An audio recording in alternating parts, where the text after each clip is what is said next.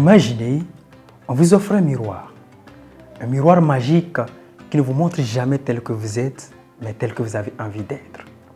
Vous aimeriez être plus beau? Ce miroir vous montre avec un visage plus ravissant.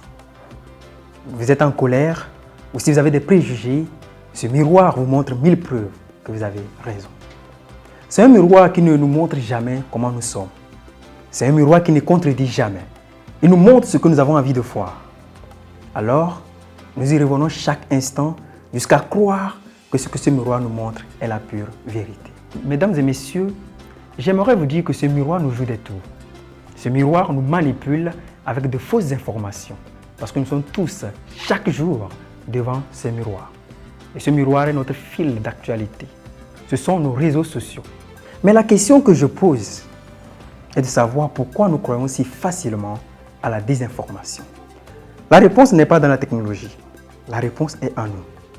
Si nous sommes si vulnérables face à la désinformation, c'est parce qu'elle a un complice silencieux qui se cache au fond de notre cerveau, les biais cognitifs.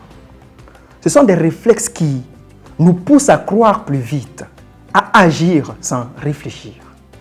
Et le plus redoutable de ces biais cognitifs est le biais de confirmation. Notre cerveau déteste avoir tort. Alors lorsqu'une information confirme ce que nous pensons déjà, nous l'acceptons sans hésiter. Nous ne vérifions pas. Nous validons et nous partageons l'information sans savoir si réellement elle est vraie ou pas. On préfère un mensonge qui nous rassure qu'une vérité qui nous bouscule. Et plus une information est répétée, plus elle nous semble vraie, plus elle nous choque, plus nous la partageons. Alors la désinformation ne nous force pas. Elle transforme nos réflexes en décisions. Alors que faire face à la désinformation? Faut-il arrêter d'utiliser ces miroirs magiques?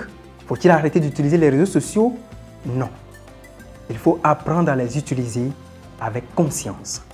Lutter contre la désinformation, ce n'est pas seulement dénoncer le mensonge des autres. C'est apprendre à maîtriser nos propres réactions. C'est prendre une seconde d'hésitation entre l'émotion et le partage d'une information. C'est vérifier avant de croire. C'est accepter que la vérité puisse nous déranger. Car au fond, la véritable liberté ne commence pas quand on reçoit une information. Elle commence quand nous avons enfin le courage de douter de son propre reflet. Je vous remercie.